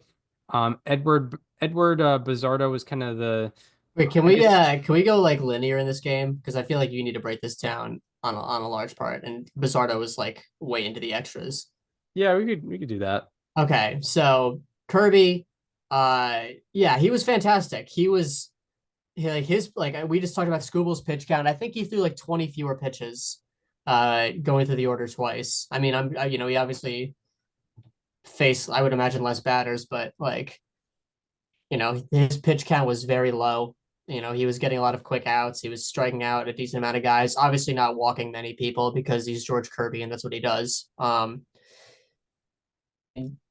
Even the fact that Javier Baez reached on a double on the first pitch of the sixth inning before the Carpenter at bat, like that makes a difference because that makes it a two-run home run and not a solo shot. And obviously, we get a rematch of the decision, which we got in game two as well. But we get a rematch of Kirby and Carpenter the third time through. Dan Wilson makes the move this time, and we get the same result. Another two-run home run from Carpenter to make it a 2-1 game. Yeah, right. Exactly. Um, it was very funny to see that. Like, yeah, I guess it doesn't matter. But Um, Shout outs. I would be remiss. Shout out to our guy Matt Brash, 2 innings pitched. Um, like in relief of Spire. The last time that he had gotten 6 outs in a game, you almost certainly have to go back at least 2023. mhm. And Yeah, he went 6 up, 6 down. Yeah, yeah, September 26, 2023. It's the last time Matt Brash got 6 outs in a game, yeah, and yeah, they needed him. definitely helped the Mariners out. Yeah, did not allow a lot of hard contact. And yeah, in the bottom of the seventh, the Mariners put together a bit of an inning. Jorge Polanco walks uh with 1 out. Josh Naylor singles with 2 outs, and Tyler Holton comes in, but Leo Rivas hits an Yeah, RBI single to yeah. tie it up um, at 2. That increases the Mariners' win probability by 24 percentage points, and yeah, ultimately ties it up and leads us to the chaos that is the remaining 8 innings. Mariners PR had this stat first, but I want to make sure that I have this correct. So Leo Rivas, who came in, first of all, this was also like elite Dan Wilson ball, where you have the situation where they take out Kyle Finnegan to put in the lefty put in the lefty Tyler Holton because Mitch Garver was getting pitch hit for by Dom Canzone. And Dan Wilson counters and said, "All right, you're gonna make your move. Well, I'm gonna make mine. Sorry, we're gonna burn Dom Canzone here." Um, and they did that for Leo Rivas. He comes through with a single. And by the way, this was his birthday. His birthday was literally on Friday. Um, he became, I believe, the third player to have a pinch hit base hit in the postseason on their birthday. Nice. Yeah, That's absurd. Yeah, huge, that's very cool. That is very, very cool. huge number. Yes. And yeah, it it just kind of kept on going. It obviously went into extra innings. Edward Bizardo went 2 2/3 innings pitched, allowed no runs, 1 hit, 1 walk. He struck out Gilbert, 4. yeah. Gilbert pitched in relief. Troy Melton was nasty. Yeah, Both teams had their chances in this game. Like whether yeah, it be the two double plays the Mariners granted into the play at home on the Baez grounder in the I forget what inning it was, man, but you know what I'm talking about. I think it was the first one that Brazardo came in. right. And yeah, I specifically point out Bizardo because he did throw the most innings He in was relief huge. out of anybody. He was Uh, massive. Yeah, he actually he had a .48 win probability added on the game, which is a lot. That is a lot. And yeah, he went 2 2/3 scoreless, 2 base runners, 4 strikeouts. Also a 74.4 mph average exit velocity again. So definitely, along with his 4 strikeouts, he also induced a lot of weak contact as well. Because the league average exit velocity is around 88 miles per hour. But yeah, you mentioned the opportunities. From the eighth inning on, the Tigers and Mariners combined went 1 for 17 with runners in scoring position. And that 1 hit was the walk-off. Yeah. So up until then, there was an 0 for 16 span with runners in scoring position. Just but yeah, I mean it was exciting. It made the game so much more exciting. I'm sure you, as someone who probably didn't have as much vested in who won, thoroughly enjoyed it. Oh, absolutely, absolutely. I Yeah, was I was an absolute wreck the entire time. I had a Mariners preference, but I I wouldn't like yeah, the Tigers haven't won a World Series since '84 and haven't been to the ALCS in a while either. So 2013. yeah, it's been 12 years for them, so Right. I wouldn't have minded seeing them either. Yeah.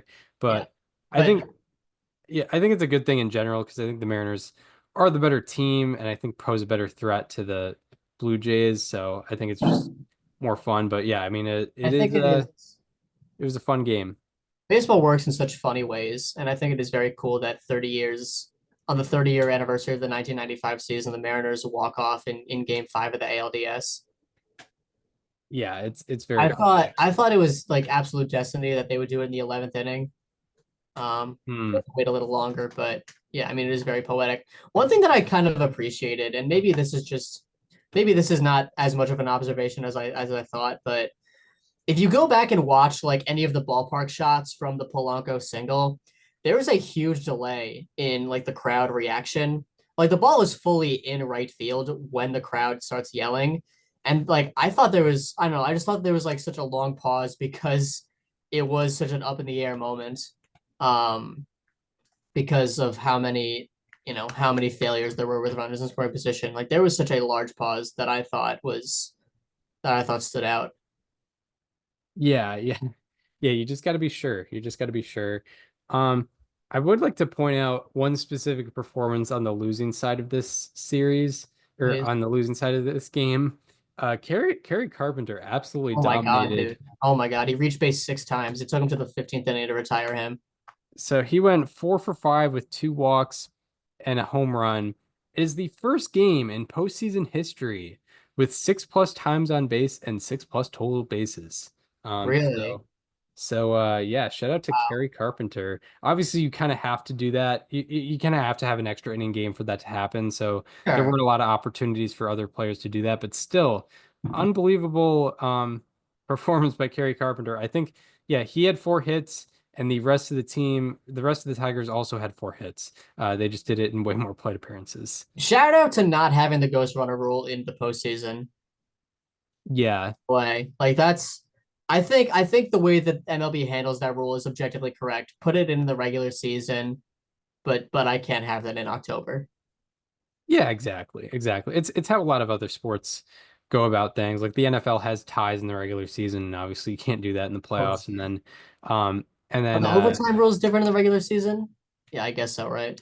yeah, there's it in in the regular season, the overtime rules are it's like a 10-minute overtime period and that's it.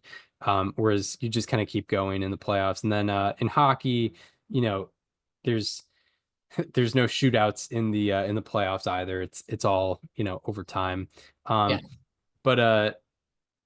but yeah, it's kind of it's kind of a natural progression of things.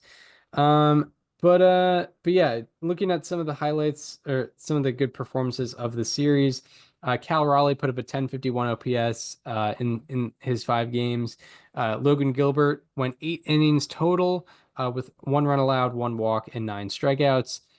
George Kirby had a 2.70 ERA and 2.24 FIP in 10 innings pitched. Andres Munoz went 5 1/3 hitless innings, also scoreless innings, and he allowed 2 walks and 5 strikeouts. Tarek Skubal, despite the Tigers not winning a single game that he pitched, he had a 2.08 ERA and 1.98 FIP in 13 innings pitched with an 84.0 average exit velocity against. And Will Vest out of the Tigers bullpen, he was excellent with 5 scoreless innings with 1 hit allowed and 7 strikeouts and an 81.6 mile per hour average exit velocity against. And Kiter Montero also went 5 1/3 innings pitched with 1 hit allowed, 1 run, no earned runs, 2 walks, and 2 strikeouts. Um, Anything more particularly about this series? No, I think that's it. Yeah, it was crazy for sure. Yeah, absolutely, absolutely. Um, So we can get into series preview ALCS. Yeah, it is the Northern Series, right? The Blue Jays and the Mariners. I think the two northernmost teams I would assume in the American League. Toronto won the season series 4-2. They outscored the Mariners 31-24. I have a lot of numbers. I'm not going to go through all of them, but Cal Raleigh, obviously he's a player to watch by default because he's Cal Raleigh, but he also does happen to hit the Blue Jays quite well. In his lifetime playing against the Toronto Blue Jays, he's had 97 plate appearances and has slashed 274, 361, 655, 1016 with 10 home runs and a 150 TOPS plus, which is his highest against any AL team. That doesn't include the postseason series where he had a multi-home run game. And also, his numbers at the Rogers Center are actually better. I believe the OPS is over 1100. Um, so there's that. Addison Barger really killed the Mariners this year. He had 25 plate appearances, hit 304 with a 969 OPS. Shane Bieber has pitched very well against the Mariners since 2022. In his last 3 starts against Seattle, it's an 0.47 ERA and an 0.96 FIP. And the Blue Jays hit the Mariners starting pitching quite well. Between Miller, Castillo, Wu, Kirby, and Gilbert, none of them have an ERA below 4.45 against this team. So, the Blue Jays happen to have the starters numbers, and that's since 2022. So that means we're taking in like Teoscar Hernandez Blue Jays at bats, but it's we'll see what happens. But yeah, that's my notes on the ALCS. Chris, what do you have for the NLCS? yeah, we got the Brewers and the Dodgers. The Brewers swept the Dodgers in the season series. They went 6-0 against the Dodgers and they outscored them 31-16. So I don't know if that's going to be mentioned in broadcast, but it is pretty crazy. I'm sure it will be.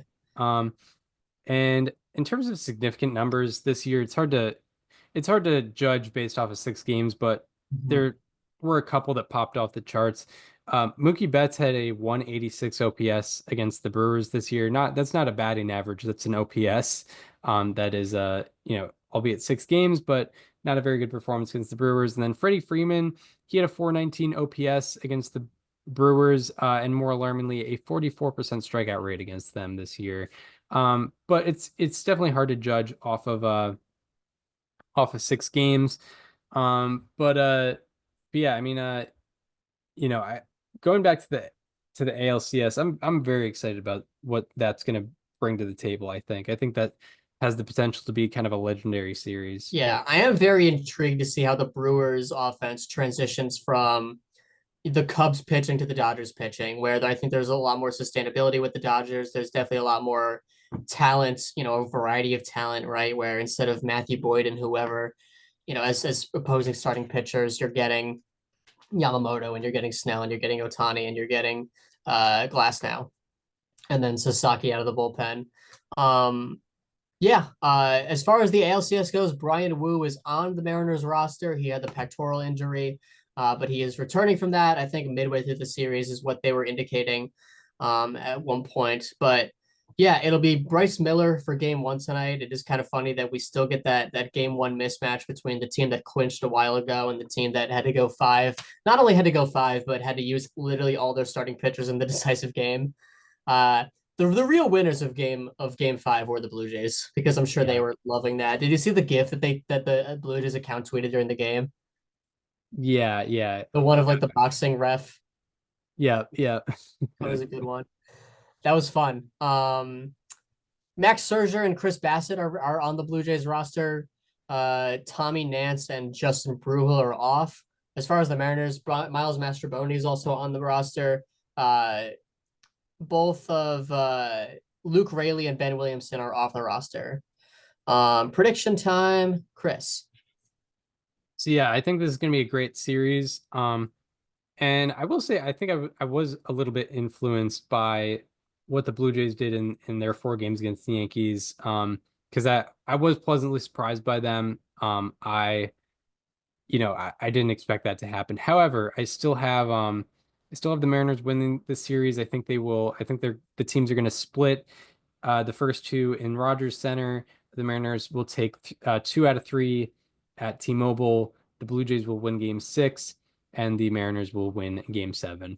Okay, I am going Blue Jays in 6 for this one. I think home field is going to play a large factor in this series. I am very intrigued to see how many Blue Jays fans make their way to Seattle. I don't think it will be an overwhelming amount.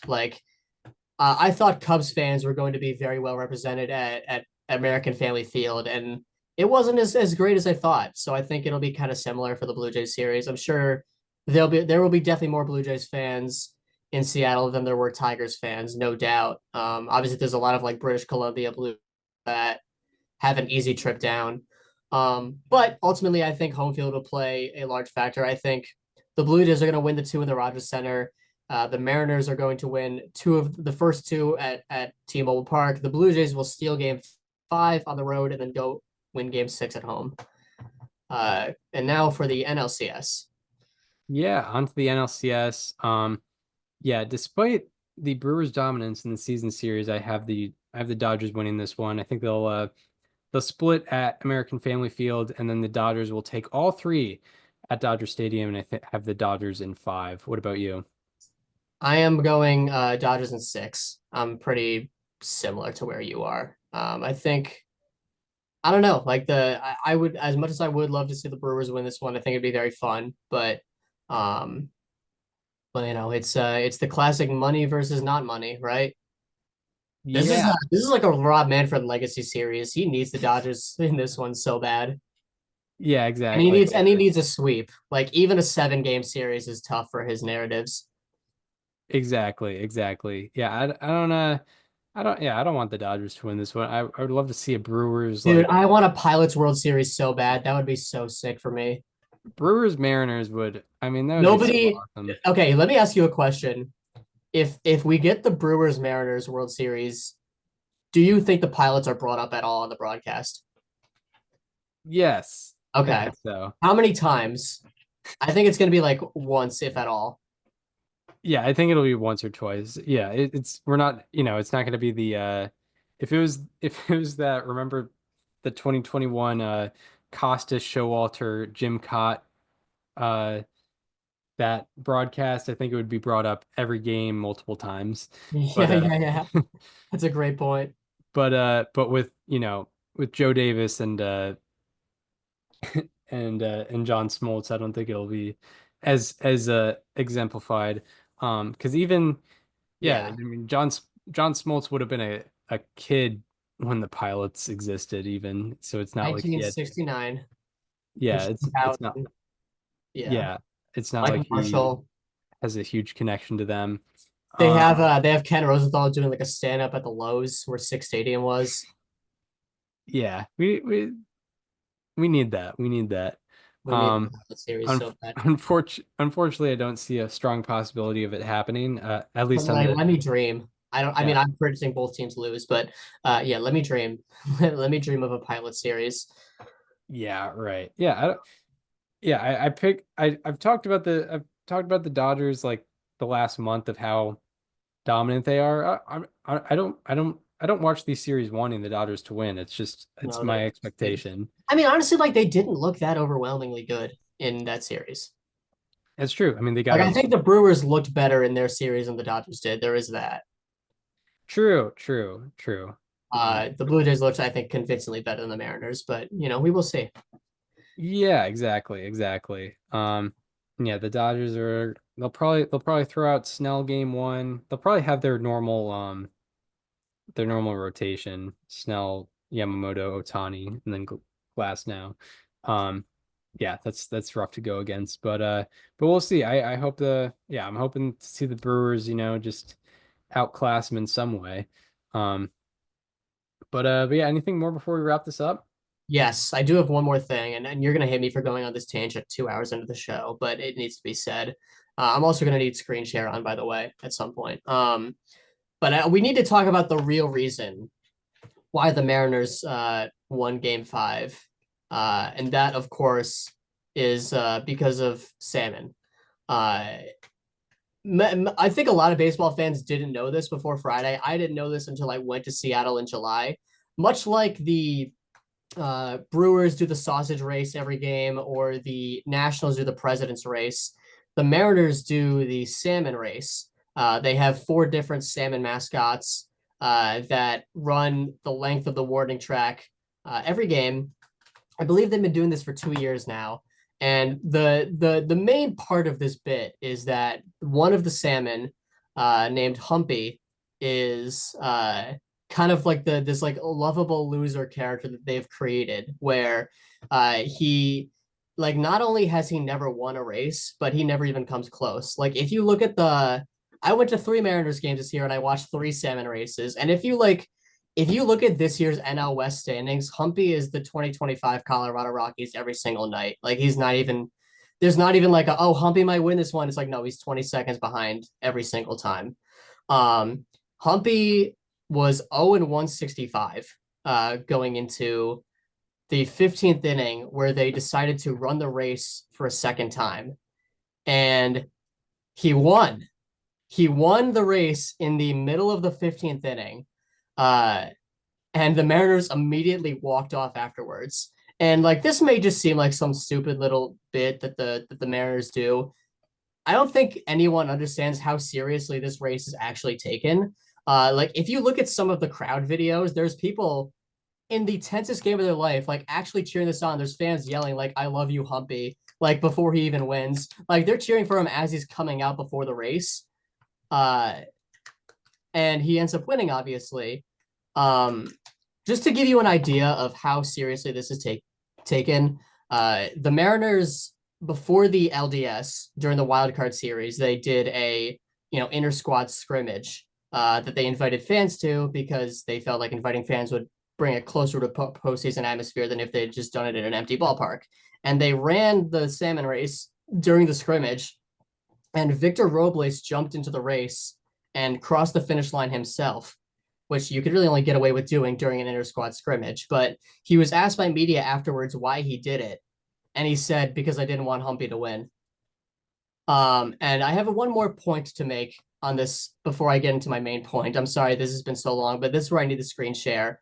Just to give you a full idea on how seriously this is taken, here is Jerry Dipoto, the GM of the Mariners, who was basically playing for his job this year, giving an interview after the game ended on the field, like 5 minutes after the walk-off, with SeattleSports.com. Take a listen to this. Game and have a chance to win it. Other than the pitching that they had, what enabled? I mean, 15 innings. I could start seeing bats slow down. I could see Cal taking a little longer to get up. What kept those guys in that game? Will, the 1-2 desire. And I know the guys on the other side wanted it equally as bad. this team wants to move. They want to move forward. They want to shake the shadow of 40 years or 50 years or whatever's ailed us. I think the real key to this was that Humpy won, and we got to the next level. And that's Jerry DePoto literally unprompted saying the key to the game was Humpy won. Like that is how much this means to people. But anyway, like I needed to set the scene here, just make you understand this is not just like this is not just a random promotions thing that they do. This is a real thing that people care about. There was also a video that was tweeted from the broadcast booth where you could see Rick Riz, the longtime radio broadcaster, and Aaron Goldsmith, the play-by-play guy, like genuinely shocked. Like Rick Riz has his jaw dropped at Humpy winning. But anyway, like my main point here is like someone from the promotions team had to have called like an emergency staff meeting in like the 13th and been like, we have to do it. We're running the Humpy wins play. We like, this is the time right now, because you can only run that play for the first time once, right? And like that's when they chose to do it, and it unbelievably worked to perfection. Yes, exactly. Yeah, it's like a trick play in football. It's like the There was somewhere in the promotions office they have like a in case of emergency break glass where there's a button behind the glass. That's like the Humpy wins play. It's like I talk about when Bartolo Colon hit the home run in 2016, like so much of the reason why it was cool was because it was the first one. Like if he had hit a second home run, it wouldn't have been as cool unless it was like a grand slam or something. Like it, there is such a novelty to it having been done the first time. They had one opportunity to run the let Humpy wins play for the first time once. If they have him win it again, it's not going to mean as much because it's not the first time. And right. they literally could not have, like, it was the fact that it was the inning after. Like, it was so perfect. I need to know how that went down. Like some Seattle, like some Mariners beat writer needs to write that story in like the middle of November when the dust settles. Like who called the shots? Like, yeah, it's a very cool thing, and like you can't really know the full context unless you've been to a game, but like it is an actual thing that people care about. Like Humpy was at the Kraken game, like waving the flag the next night and like getting like massive applause. Like the Mariners were tweeting about it in the middle of the inning. If you look at the Mariners Twitter, you could see like they actually showed the dugout reaction, and like multiple of the guys are actually like going crazy for this. Yeah, it just in the middle of an elimination game. It just adds to the endless Mariners lore that obviously has, it's been well documented in the Dorktown series. I don't think that part of it has. Oh, the Mariners lore specifically. Just Mariners lore. No, that's fair. That's fair. And it is such a Mariners thing. Right. Yeah, totally. Let me pull up a picture real quick just to visualize this. All right, I have a picture. I'm gonna ask you to have me share my screen again. So I want you to understand what this looks like. I think I have it on. I think I have it enabled. I just gotta, come on, man. I'm trying to pull up a picture of the salmon so you can understand what this looks like here. So ARR on YouTube. Humpy is the one wearing the life vest and the floaty. Nice. And it's like you look at his mascot, it's like there's the king salmon with the crown, there's the one with the S, there's the glasses one, and Humpy just looks so derpy with his life vest and his floaties. Yeah, just look at the eyes of all four. And Humpty is clearly the one that is not supposed to win ever. That's a true underdog story, and it's awesome that the night that the Mariners clinched their first spot in an ALCS in 24 years. Humpty takes the victory. Huge night. Yes. Like if you go on Twitter and just search Humpy, HUMPY, like the tweets are so funny. And they're from like large scale. I mean, obviously not just the Mariners account, but like MLB was tweeting about Humpy. Mina Kimes, who was like aside from being an NFL analyst on ESPN, is also a huge Mariner fan, tweeted like "Good morning to Humpy and only Humpy." Yeah, yeah, yeah. It was Humpy, it excuse was me. actually a massive deal that he won, and it's so funny that they ran this play during like the tensest moment of probably all of these people's lives as fans, unless they were alive or have a memory of 1995. Yeah, exactly. And Humpy, by the way, I think I said Humpty. Yeah. Humpy of the Mariners salmon race. Yeah, it adds to the lore of the Mariners. And yeah, If there is ever a part 7, 8, and or 9 of the Mariners John Boy's doc, like they need to talk about Humpy. He can't be, you got to do it. exactly.